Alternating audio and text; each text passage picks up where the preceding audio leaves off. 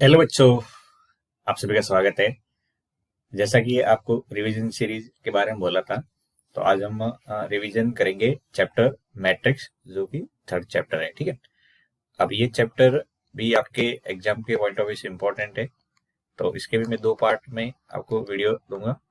इसमें first part में जो भी शॉर्ट क्वेश्चन हो सकते हैं, भले वो ऑब्जेक्टिव टाइप के हो या फिल इन द ब्लैंक वाले हो, तो क्या क्या इस चैप्टर के हो सकते हैं क्वेश्चन जो थोड़े से ट्रिकी भी होंगे, तो यहाँ पे डिस्कस करेंगे। मैं एकदम आसान क्वेश्चन ले लिया हूँ जो थोड़े से लगते हैं मुझे कि हाँ, ये क्वेश्चन में आप कई दिक्कत महसूस करोगे, तो उनको एक एक करके डिस्कस करें। वीडियो अच्छा लगे तो लाइक कर लेना और चैनल को भी सब्सक्राइब कर लेना। Thank you. देखिए, क्वेश्चन नंबर फर्स्ट है। अब इस क्वेश्चन के अंदर बोला गया है 3x3 की कोटि वाले ऐसे कितने अवयव होंगे जिनकी प्रविष्टि। प्रविष्टि शब्द कई बच्चे मेरे से पूछते हैं, तो इसका मतलब होता है बच्चों अवयव। क्या होता है इसका मतलब? अवयव। जो भी हमारी एंट्री होती है अवयव की, उसको प्रविष्टि बोला जाता है। तो इसमें ऑप्शन आपको दिख रहे हैं, इनके अनुसार बताना है कि कितने अवयव बन सकते हैं। ठीक है, 3x3 की बात हुई है, तो बेसिकली 3x3 अवयव अगर देखें तो हम जानते हैं उसके अंदर 9 अवयव रहेंगे। कितने रहेंगे? 9। ऐसे अगर मैं जगह देखूं तो टोटल 9 अवयव की जगह होगी। अब इन जगह पे बोला गया है कि 0 या 1 होगा। ठीक है, तो इस जगह को मैं 0 या 1 से अगर भरना चाहूँ तो कितने तरीके से भर सकता हूँ? इस पे 0 भी आ सकता है और 1 भी आ सकता है, तो हम इसको दो तरीके से भर सकते हैं। आप ऐसे भी इस क्वेश्चन को सॉल्व कर सकते हो कि मान लीजिए आपके पास में टोटल 9 कुर्सी पड़ी हुई है और उनमें 0 या 1 रखने हैं। तो पहली कुर्सी को आप दो तरीके से भर सकते हो, क्योंकि इस पे 0 भी आ सकता है या 1 भी आ सकता है। वैसे दूसरी कुर्सी टोटल ये दिख रहे हैं ना आपको, 9 जगह है इस अवयव के अंदर। 3x3 के अंदर कितने अवयव होते हैं? 9 अवयव होते हैं आपके। तो अब 9 अवयव की बात करें और उसमें हम या तो 0 रख सकते हैं, 1 रख सकते हैं, तो एक जगह को भरने कितने तरीके हुए? दो तरीके हुए। और दूसरी जगह को भी हम दो तरीके से भर सकते हैं, तीसरी जगह को भी दो तरीके से, और इसी तरीके से ये चलता जाएगा और हर एक जगह को हम दो तरीके से भर सकते हैं। तो ये कितनी बार है? 9 बार है। ठीक है, तो 2 की घात 9 हो जाएगा, और जब हम इसको मल्टीप्लाई करके सॉल्व करेंगे तो 512 आ जाएगा। कितना आ जाएगा? 512। अब एक डाउट ये भी रहता है कि इसे मल्टीप्लाई क्यों है। तो मैट्रिक्स के अंदर जब भी हम पीएनसी के क्रम से संचय के बारे में बात करते हैं, जब हम 11th क्लास में पढ़ते हैं, तो पीएनसी जो हमारा क्रम से संचय चैप्टर है, तो उसमें और शब्द का मतलब आपको बताया जाता है। और का मतलब होता है मल्टीप्लाई। ठीक है, और कहीं पे भी अथवा या हिंदी का या आता है तो उस जगह पे हम प्लस लिखते हैं। तो उसके लिए तो यहाँ पे हम हर एक जगह को दो तरीके से भर सकते हैं, तो हम ये तो बोलेंगे पहली जगह दो तरीके से भर सकते हैं, और दूसरी जगह दो तरीके से भर सकते हैं, और तीसरी जगह दो तरीके से, और चौथी दो तरीके से। ये नहीं बोल सकते हैं पहली जगह दो तरीके से भर सकते हैं या दूसरी जगह दो तरीके से भर सकते हैं। तो यहाँ पे और के कारण मल्टीप्लाई आएगा, और या 0 और 1 दो है, इसलिए हर जगह को दो दो तरीके से भर सकते हैं। उम्मीद करता हूँ आपको ये वाला पार्ट समझ में आ गया होगा। अब एक क्वेश्चन है जिसके अंदर काफी बच्चों को दिक्कत महसूस हो। एक्स वाई जेड यहाँ पे बोला गया है कि मैट्रिक्स है जिनकी कोटियां 2x n, 3x k, 2x p, n×3 और p×k हैं। अब हमें बताना है, जो नीचे क्वेश्चन दे रखे हैं उसके अकॉर्डिंग 21 और 22 P Y plus W Y के परिभाषित होने के लिए एन के पी का क्या प्रतिबंध होगा। देखिए, हम यहाँ पे 21 पे पहले डिस्कस कर लेते हैं। अब पी वाई और डब्ल्यू वाई की परिभाषित की बात आई है, तो हमारे पास में जो पी वाई की कोटि होगी, क्योंकि इसमें जोड़ा गया है, तो पी वाई की कोटि बराबर क्या होगा? डब्ल्यू वाई की कोटि होनी चाहिए। क्यों? क्योंकि दोनों को जोड़ा गया है, और जब भी दो आवेश को जोड़ते हैं तो दो आवेश, ये पी वाई का आवेश है और डब्ल्यू वाई दूसरा आवेश, तो दोनों की समान कोटि होनी चाहिए, तभी आप इनको जोड़ सकते हो, घटा सकते हो। अब पी वाई के रिलेटेड यहाँ पे बात करें तो पी वाई परिभाषित कब होगा? जब ये वाली बात करेंगे। ये पहले तो परिभाषित यहाँ पे अलग से मैं बात कर लेता हूँ। ठीक है, तो पी वाई के परिभाषित होने की शर्त। ठीक है, पी वाई के परिभाषित होने की अगर यहाँ पे शर्त की बात करें तो मल्टीप्लाई में हम क्या करते हैं? पहले वाले के स्तंभ। ठीक है, पी के स्तंभ जो होंगे वो वाई की पंक्ति के बराबर होने चाहिए, तभी पी वाई परिभाषित होगा। वाई की पंक्तियां, ठीक है। अगर ऐसा है तब जाके इसमें ये परिभाषित होगा। अब पी की यहाँ पे जो बात कही है, तो पी के अंदर क्या है, पी क्रॉस के, पी की कोटि क्या है, देखो, तो पी की कोटि है हमारी पी क्रॉस के। अब पी क्रॉस के में पी के स्तंभ कितने होंगे, के बराबर होंगे, तो यहाँ पे एक के हो जाएगा और वाई की पंक्तियां। अब वाई की कोटि क्या है, तो वाई की कोटि यहाँ पे देखेंगे क्वेश्चन के अकॉर्डिंग, तो देखिए वाई यहाँ पे सेकेंड आ हुई है तो 3 क्रॉस के है, ठीक है। तो इसमें वाई की पंक्ति पहले वाली कितनी है, 3 है, तो के इक्वल टू 3 होना चाहिए। तो ये पहली वाली कंडीशन आपके पास में आ गई, राइट। अब के इक्वल टू 3 आपको देखो दो ऑप्शन में दिख रहा है, अब एग्जाम में ये अप्रोच लगा सकते हैं, दो ऑप्शन तो गए, अब पहले और दूसरे में से कोई कोई आंसर रहेगा। अब सेकंड देखिए, यहाँ पे हमारे पास में दूसरा अभी कौन सा, डब्ल्यू वाई, तो डब्ल्यू वाई के परिभाषित होने की शर्त, डब्ल्यू वाई के परिभाषित होने की शर्त, अगर यहां से देखें तो डब्ल्यू के स्तंभ, पहले आपको ये सारी छोटी छोटी बातें करनी पड़ेगी। डब्ल्यू के स्तंभ बराबर वाई की पंक्तियां होगी, ठीक है, वाई की पंक्ति के बराबर होगी। अब डब्ल्यू की कोटि क्या है, देखो डब्ल्यू यहाँ पे आपका सेकंड लास्ट, तो एन क्रॉस 3 है, कितना है, एन क्रॉस 3, और एन क्रॉस 3 में ये स्तंभ कितने, 3 है, तो 3 के बराबर होगा। और वाई की पंक्ति भी 3 है, हमने पहले निकाल रखा है, देखो ये सेकंड वाले में, तो ये तो है 3 इक्वल टू 3, तो ये तो इसमें ऑलवेज है, हमेशा के लिए। अब जब एक बार परिभाषित कंडीशन आ गई तो इनकी कोटि बराबर करनी है, तो पी वाई की कोटि कैसे लिखेंगे, तो पहले पी की कोटि लिख लो, पी की कोटि है आपकी पी क्रॉस के, और वाई की कोटि इसके जस्ट नीचे लिखनी है, तो यहाँ पे वाई की कोटि देखेंगे तो 3 क्रॉस के है। अब इसको इस तरह से लिख के आप इन दोनों को तो बराबर कर चुके हो, देखो के इक्वल टू कितना है, 3 है, तो के इक्वल टू 3 इसको काट दो, तो यहाँ से आ जाएगा पी क्रॉस के। अब बराबर में डब्ल्यू वाई कोटि लिखनी है, तो डब्ल्यू की कोटि क्या है आपकी क्वेश्चन के अकॉर्डिंग, ये है एन क्रॉस 3, और वाई यहाँ पे वही है 3 क्रॉस के, तो ये दोनों बराबर है, इसको काट दो और नीचे इसको लिख दो एन क्रॉस के। अब पी क्रॉस के इक्वल टू एन क्रॉस के है, बीच में बराबर लग रहा है, तो के कंपेयर हो जाएगा, तो यहाँ से पी बराबर क्या आ जाएगा, एन आ जाएगा, पी बराबर क्या आ जाएगा, एन। अब पी बराबर एन कहाँ पे, आपके फर्स्ट ऑप्शन में, जिसमें के इक्वल टू 3 भी है और पी इक्वल टू एन है, तो ये इसका करेक्ट आंसर हो जाएगा।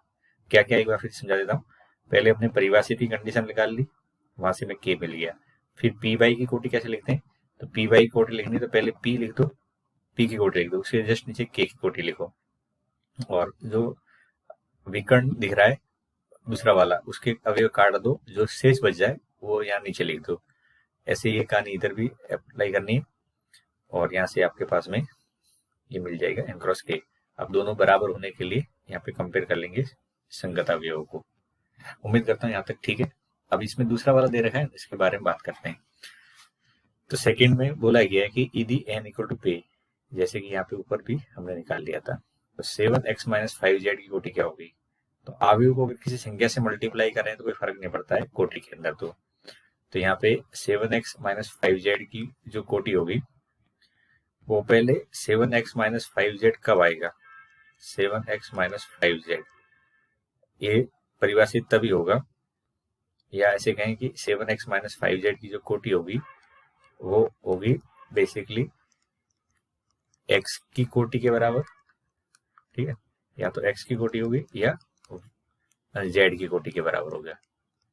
कारण है कि हम समान कोटि की दो अवयव को जोड़ते हैं या घटाते हैं, तो इधर जोड़ेंगे या घटाएंगे तो दोनों की कोटि सेम होनी चाहिए, और जब घटाने के या जोड़ने के बाद में जो रिजल्ट के तौर पे अवयव मिलेगा तो उसकी कोटि भी वही होगी जो ओरिजिनली इनकी खुद की हुआ करती थी।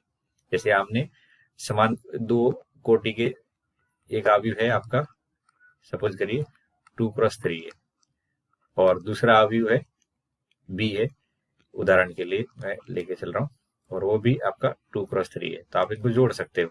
अब जोड़ लोगे या घटाओगे तो इसके बाद जो रिजल्ट बनेगा वो भी उतनी ही कोटि का होगा, 2x3 का ही होगा। ये मैं समझाना चाह रहा हूँ। तो 7x माइनस 5z कोटि बराबर x की कोटि या z की कोटि। अब पिछले पैराग्राफ में जो क्वेश्चन बोला है 21 और 22 में सेम ही था।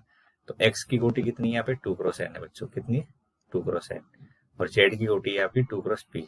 तो यहाँ से क्या हो जाएगा हमारा question, 2x n is equal to या तो 2x n होगा या यहाँ पे आपके हो जाएगा, जस्ट पीछे में क्या था 2x p था, ठीक है। तो यहाँ पे आप ये देख सकते हैं 2x p या 2x n के बराबर होगा।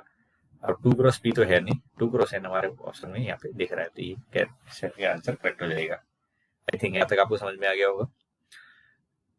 अब आगे देखते हैं। इसमें बोला गया है कि यदि a तथा b समान कोटि के सममित अवयव है तो ए बी माइनस बी ए क्या होगा, ऑप्शन आपके सामने गिवन है। तो अब ये ऑब्जेक्टिव टाइप का क्वेश्चन है, और इसी का सिमिलर ही नीचे वाला क्वेश्चन भी है, सेम है। ये विविध का क्वेश्चन है, ये जो लिखा गया है ये विविध का है, और ये आपके एक्सरसाइज आई थिंक 3.4 का है, देख लेना शायद 3.3 का है, 3.4 किसी एक का है। तो ये दोनों अलग अलग क्वेश्चन एक ही है, बस एक ऑब्जेक्टिव टाइप का है और एक ये fill in the blank type का होगा, इसमें बनना होगा। यहाँ सिद्ध करना है कि मुझे ए बी माइनस बी ए विषम सममित है। तो इस टाइप क्वेश्चन में आपको गिवन क्या है, ए और बी समान कोटि के सममित अवयव है। तो यहाँ पे लिख सकते हैं कि हमें दिया हुआ है ए सममित है और बी भी सममित है। जब सममित की बात आती है तो उसका परिवर्त यानी ए डैश इक्वल टू कितना होगा ए, और बी डैश इक्वल टू क्या होगा बी। यानी जरूरत पड़ती है तो हम ए डैश की जगह ए रख सकते हैं, बी डैश की जगह बी रख सकते हैं। ऐसा आपको क्वेश्चन में दिया हुआ है, ये बात आपको समझ में आनी चाहिए। अब मुझे बात करनी है A B minus B A के लिए। तो मान लेते हैं, माना C is equal to A B minus B A. अब जिस किसी अवयव के लिए ये जो ऑप्शन देख रहे हैं सममित या विषम सममित की बात करनी होती है तो उसका परिवर्त लेते हैं। तो यहाँ पे परिवर्त लेने पर,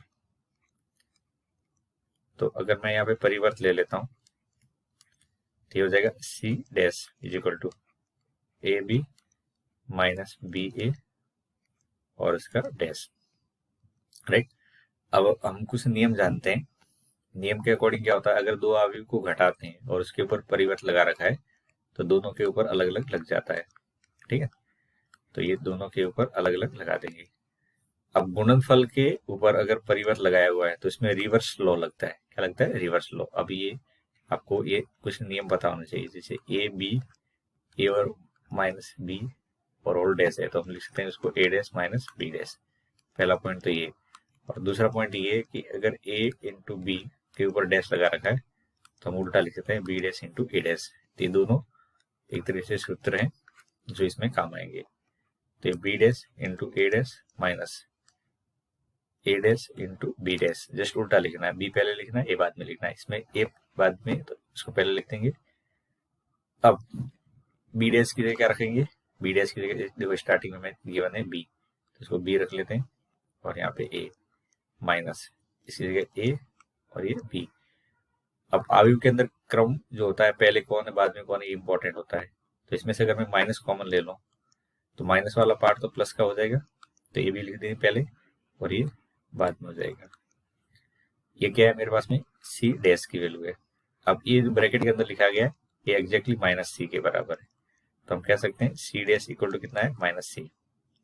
अब C dash equal to minus C है और माइनस साइन जब आता है तो हम बोलते हैं विषम सममित। तो सी जो है ए बी माइनस बी ए, ये जो होगा ये विषम सममित रहेगा। क्या रहेगा, विषम सममित होगा, ठीक है। तो विषम सममित वाला ऑप्शन आपका दिख रहा है फर्स्ट, और इसमें तो सिद्धि करना था। तो उम्मीद करता हूँ दोनों क्वेश्चन आपको समझ में आ गए होंगे। अच्छा क्वेश्चन है, ध्यान रखना। अब क्वेश्चन अगला देखो, क्वेश्चन नंबर 12। यदि a equal to cos alpha minus sine alpha और sine alpha cos alpha a plus A dash equal to I, then alpha क्या होगा, ऐसा पूछा जा रहा है। देखिए यहाँ पे एक रिलेशन दे रखा है, इसकी हेल्प लेंगे और फिर a की वैल्यू निकालने की कोशिश करेंगे। तो हमें a तो दे रखा है, क्वेश्चन में दे रखा है कॉस एल्फा यहाँ पे, ठीक है, माइनस का साइन एल्फा, फिर यहाँ पे साइन एल्फा और ये कॉस एल्फा, और ऐसे ए डैश लिखेंगे तो ए डैश क्या होता है, परिवर्त। परिवर्त में हम क्या करते हैं, जो पंक्ति होती है उसको स्तंभ बना देते हैं, वो उसको कॉलम बना देना है। कॉस अल्फा माइनस का साइन अल्फा, और इधर साइन अल्फा और इधर कॉस अल्फा। तो ये आपको दे रखा है। अब A plus A dash equal to I, ये भी क्वेश्चन में दिया है। तो इसमें क्या करते हैं, हम वैल्यू रख लेते हैं जो हमारे पास में आई है। ए की जगह ए की वैल्यू रख लेंगे, तो ये कोस अल्फा माइनस का साइन अल्फा और इधर sine alpha cos alpha plus A dash की जगह ये रख देंगे कोस अल्फा और यहाँ पे साइन अल्फा माइनस का साइन अल्फा और कोस अल्फा 1 0 0 1। अब जब भी अवयव के अंदर योग दे रखा होता है पहले इसको सिंप्लीफाई कर लेते हैं। तो यहाँ पे जब ऐड करेंगे तो 2 cos अल्फा, इधर माइनस है इधर प्लस है तो 0 हो जाएगा, ये भी 0 हो जाएगा और इधर भी क्या आ जाएगा 2 cos अल्फा और सामने 1 0 0 1 है ये आपका। अब यहाँ से तुलना करेंगे, क्या करेंगे, तुलना करने पर तो हमारे पास में आ जाएगा 2 cos अल्फा इक्वल टू 1, तो cos अल्फा की वैल्यू आ जाएगी 1/2 और हम जानते हैं जब अल्फा की cos अल्फा की वैल्यू 1/2 है तो अल्फा आपका 5/3 होता है। कितना होता है 5/3 यानी 60 डिग्री के इक्वल टू होता है। तो ऑप्शन नंबर सेकंड इसका करेक्ट हो जाएगा। तो ये भी क्वेश्चन अच्छा है, दिमाग में रखना। अब अगला क्वेश्चन है जो आपकी किताब के अनुसार उदाहरण नंबर 27 है। इसमें बोला गया है ए एंड बी समान कोटि के सममित अवयव है, तो दर्शाइए कि ए बी सममित है यदि केवल और केवल ए बी क्रम विनिमय है, अर्थात A B equal to B A. ठीक है, तो सबसे पहले स्टार्टिंग करते हैं। क्वेश्चन के अकॉर्डिंग क्या बोला गया है हमें, ए और बी सममित है।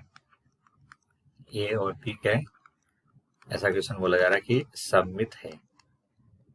अब सममित है इसका भावार्थ ये होता है कि ए डैश इक्वल टू ए होगा और बी डैश इक्वल टू क्या रहेगा, बी रहेगा। ये आपको पहली कंडीशन मिल गई। अब मुझे बात करनी है ए बी के रिलेटेड की सममित है यदि एक क्रम विनिमय है।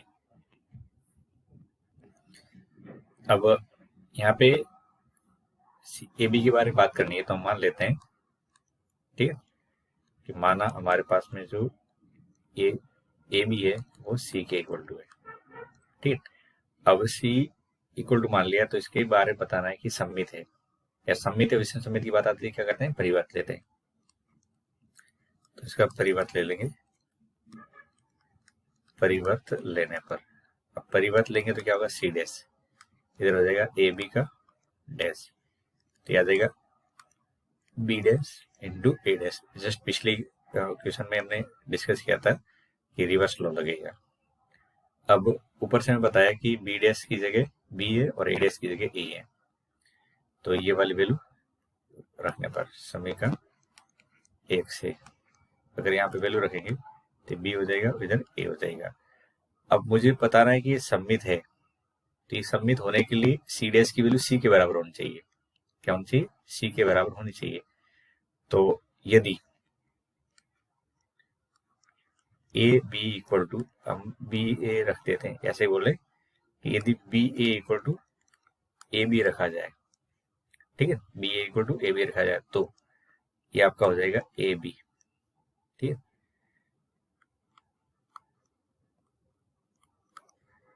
अगर ये रख देते हैं तो सी डैश की वैल्यू क्या आ जाएगी, बेसिकली आपकी ए बी के बराबर आ जाएगी। तो सी डैश इक्वल टू सी कहेंगे। अब सी डैश इक्वल टू सी आ जाता है तो हम क्या कहते हैं, जो सी अवयव है ए बी के बराबर, ये कैसा एक सममित अवयव है। अब तुम यहाँ से थोड़ा सा दिमाग लगाइए कि ये सममित में बोल पा रहा हूँ पर कब बोल पा रहा हूँ, जब मैं B A equal to A B रखता हूँ। तो इसका सममित होना सीधी सीधी इस बात पे सबसे ज्यादा डिपेंड कर रहा है कि B A equal to A B है या नहीं। अगर नहीं होता तो ये सममित भी नहीं होता है। तो इसलिए बोला है कि यदि और केवल यदि, ठीक है, ए बी क्रम विनिमय, क्रम विनिमय का मतलब ए बी और बी ए बराबर है। तो आई थिंक समझ में आ गया होगा। तो इसमें अगर एग्जाम में आता है तो आप ये लिखोगे, सी को मान लेना, फिर परिवर्त ले लेंगे, परिवर्त के बाद में सममित सिद्ध करना है। तो इसका परिवर्त इसी के बराबर आना चाहिए जिसके लिए बीच में कौन प्रॉब्लम कर रहा है बी ए, तो हमने बी ए को ए बी रख दिया, तो ये सब संभव है। पर क्यों रख रहे हैं? क्योंकि इसमें पूछा गया कि कर्म विनिमय का नियम या कर्म विनिमय है। अगला भी क्वेश्चन देख लो, ये भी अच्छा क्वेश्चन है। इस क्वेश्चन के रिलेटेड बोला गया है कि सिद्ध कीजिए कि अवयव बी डैश ए बी सममित या विषम सममित है यदि ए सममित है या विषम सममित है। तो कहने का मतलब ये जो अवयव है ये सममित भी हो सकता है या विषम सममित भी हो सकता है। जब ए सममित हो या विषम सममित हो, यानी बी पे कोई डिपेंड नहीं कर रहा है इसका सममित या विषम सममित होना। तो मान लेते हैं कि आपके पास में ये जो अवयव है सी के इक्वल टू है, ठीक है, ये हमने मान लिया है। अब इसके रिलेटेड बताना है कि ये सममित या विषम सममित है। तो हम ये भी जानते हैं कि ऐसी कंडीशन में परिवर्तित है, ठीक है। तो इसका अगर परिवर्त ले लें तो C dash equal to B dash A B का परिवर्त आएगा। अब आपको ये पता है कि अगर प्रोडक्ट में 3 अवयव आ जाते हैं ए बी और सी, तो इसमें ये उल्टा ओपन होता है, सी डैश आएगा, फिर बी डैश आएगा और लास्ट में ए डैश आएगा। तो इधर आपको रिवर्स लॉ अप्लाई करोगे तो बी डैश ए डैश और बी डैश का भी डैश। अब किसी अवयव पे 2 बार अगर डैश लगा लेते हो तो फिर वो खुद ही अवयव बन जाता है। तो यहाँ पे ऐसा हो जाएगा, यानी हमने क्या रख दिया, बी डैश का whole dash equal to B रख दिया, ठीक है। अब यहां से देखिए, यहां से अगर केस फर्स्ट लेते हैं यानी स्थिति फर्स्ट लेते हैं, यदि ए सममित है, ये कैसा है, सममित है। ध्यान से देखना, अगर ए सममित है यानी ए डैश इक्वल टू क्या है, ए डैश के इक्वल टू ए है, तो आपके पास में सी डैश की वैल्यू क्या आ जाएगी, बी डैश ए और बी आ जाएगी, जो कि सीधी सीधी सी के बराबर है कि नहीं स्टार्टिंग में। तो अगर इसके बराबर है तो हम कह सकते हैं कि सी क्या है, बी डैश ए बी, ये सममित होगा। क्या होगा, ये सममित होगा। तो कहने का मतलब ये सममित कब है, जब आप ए को सममित मान रहे हो। सी डैश की वैल्यू सी के बराबर कब आ रही है, जब हम ए की जगह ए डैश पुट कर रहे हैं, यानी सममित वाली कंडीशन अप्लाई कर रहे हैं। अब किस सेकंड देखो, ए आपका विषम सममित है, कैसा है, विषम सममित है, ठीक है। ये यदि लेके चल रहे हैं, नहीं मान रहे हैं हम, तो सी डैश की वैल्यू यहां से देखिए डायरेक्टली यहाँ पे पहुंचेंगे, तो सी डैश की वैल्यू क्या हो जाएगी, बी डैश माइनस ए इंटू बी। विषम सममिति कंडीशन क्या होती है, विषम सममिति होता है कि उसका परिवर्त माइनस ए के बराबर आएगा। तो ए डैश की जगह माइनस ए पुट कर लिया हमने। अब यहाँ से ये माइनस तो मल्टीप्लीकेशन में, और मल्टीप्लीकेशन में माइनस सबसे आगे लिख सकते हैं अवयव के अंदर भी, तो ये हो जाएगा बी डैश ए बी, ठीक है। तो सी डैश इक्वल टू क्या आ जाएगा, minus C. C dash equal to minus C आ गया है, इसका मतलब सी क्या है, सी जो आपको क्वेश्चन के स्टार्टिंग में एज्यूम के आपने किया था, C is equal to B dash A B एक विषम सममित अवयव है। कैसा है, ये विषम सममित है, ठीक है। तो आई थिंक अब समझ में आ गया होगा कि इसका सममित या विषम सममित होना किस पे डिपेंड करता है, ए पर। ए सममित है तो आंसर भी सममित होगा, और अगर ये विषम सममित है तो आंसर भी विषम सममित आएगा। तो ऐसे ही आपको प्रूव करना था, राइट।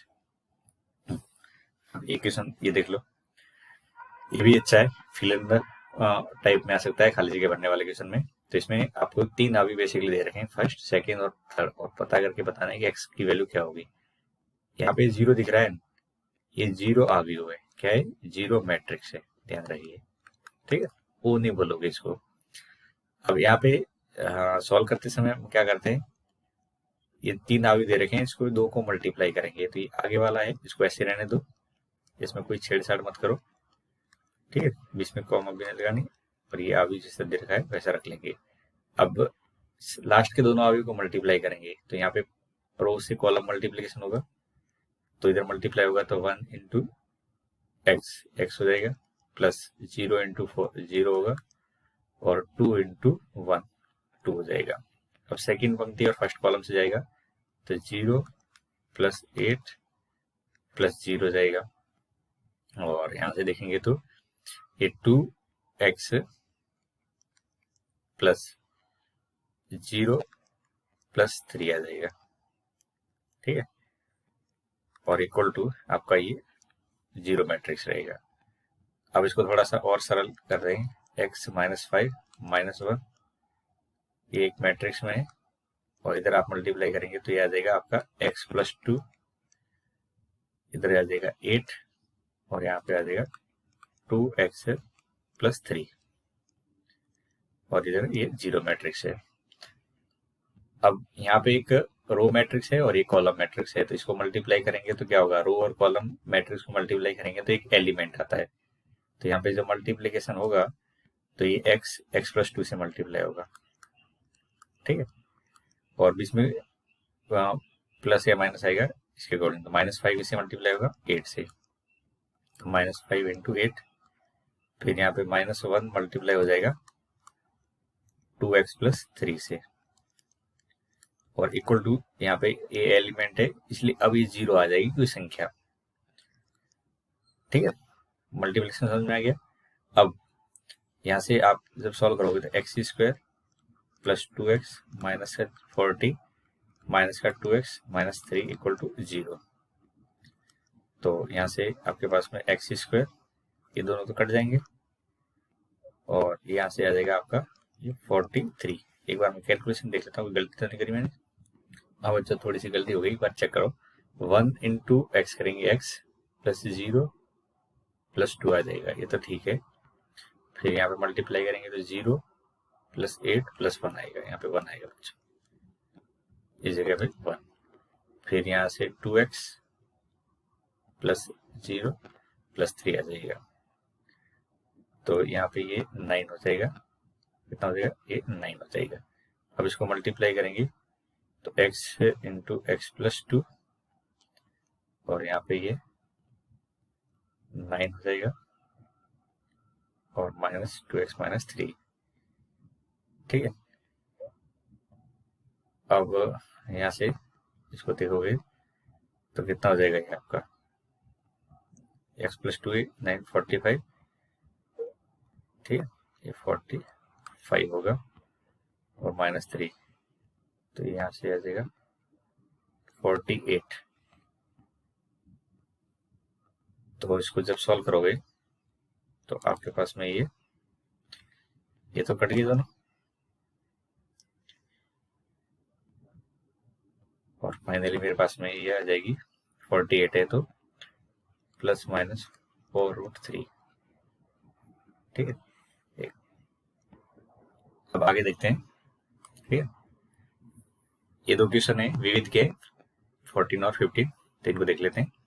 यदि अवयव सममित और विषम सममित दोनों है तो क्या होगा, तो आपको इसको एक तरीके से याद करना है, यदि सममित भी है और विषम सममित भी है, दोनों ही तरह का अवयव है तो केवल और केवल 0 मैट्रिक्स होता है, नहीं तो सममित के अंदर क्या करना है, a dash equal to a होता है, और विषम सममित में क्या होता है, a dash equal to minus a, ये सममित का केस होता है, और दूसरा होता है विषम सममित।